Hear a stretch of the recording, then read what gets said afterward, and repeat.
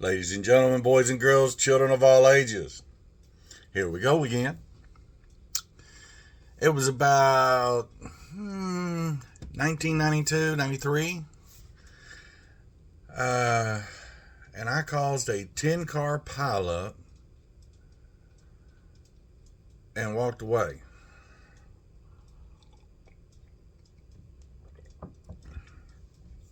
See, I just gotten off work and I was going, well, what Texas called a highway. It was actually a road for me, but in Texas it was considered this particular one was considered a highway. It was raining, and I was driving along, and the lane I was in, somebody way up front was trying to turn into a Chuck E. Cheese, and it was going slow as hell. So I looked to the right, trying to see if I could get over. And by the time I looked back up, the car in front of me had come to a complete stop.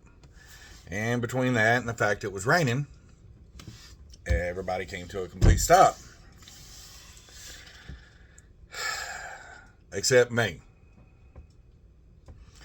Well, I hit that car, which hit the next car, which hit the next car, which hit... And by the time we were done, there was about 10 cars, including me, all piled up. I checked on the guy in front of me, and I knew, being the last guy in line, I was screwed. I was going to be responsible for all these damn cars. And there was a old gas station off to one side that happened to be empty. And we all pulled off in there. I'm just sitting down at one end, and I'm thinking, man, how screwed am I? There's couple of typical soccer moms. They're screaming and hollering, oh. Some old black woman, oh, my neck. Some old guy, he's just steadily cussing and screaming at me. And I'm thinking I'm about to get my ass kicked. State trooper shows up and asked me which car was mine. I pointed to the last one. He goes, so this is your fault? And I said, yes, sir. Sorry to cause you all the work. Asked for my driver's license, my insurance. Went over and checked out the car, saw that it had state inspection. Then he started working his way down the line. And when he got to the end of the line, I saw that he went and talked to somebody and went to the car and got on the radio. While he was on the radio, things started heating up again. He came back and told everybody, sit your butts down, Now, this is a very tall, big state trooper. I'm 6 foot tall, and he was bigger than me. He's got his hat down at the typical screw you angle, and got his sunglasses on, and I'm just, I'm probably about 21, 22, and I'm just thinking I'm about to go to jail. Nope. This big state trooper came up and says, does that car run? I don't know. I guess so. I think so. Are you okay to drive? Well, yes, sir. I'm fine. I've had worse.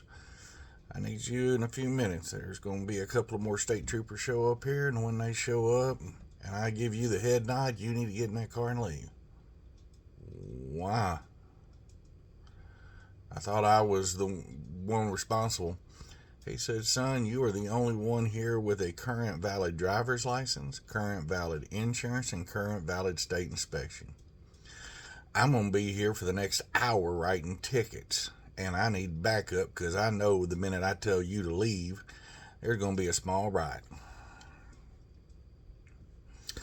Well, the cop must have been psychic. The other guy show up, he turns, nods to me, I walk over, get in the car, crank it up, thank God it starts, because that's about the time the small riot started. The old man had been screaming, hollering, cussing with the cane, and the black lady, well, let's just say they got a ride somewhere with some people in some really nice uniforms, because they got up, got in their face, and started swinging. I caused a 10-car pileup, and God was with me, and I didn't cost me a thing. It cost me a little damage to the car, yeah. But the funny thing is they later tried to sue me. They all got together and were going to sue me because it was all my fault. My family had an attorney, and we contacted him, and he contacted their attorney, and never heard another thing. Because, see, in the great state of Texas, if you do not have in your possession your current valid driver's license, your current valid insurance, have it in possession, and a current valid state inspection, you are not legal to be on the road. And every other one of them fool people that were on the road were missing 1, 2, and in the case of the old man and the black lady, all 3. That old man hadn't had a driver's license in 15 years. He was 70-something years old. I got a feeling that car was probably about that old, too. And he may have never driven again. I know it wasn't dramatic, and know it wasn't spectacular, but it was a story. Peace, love, and nacho grease. Catch y'all on the flip side.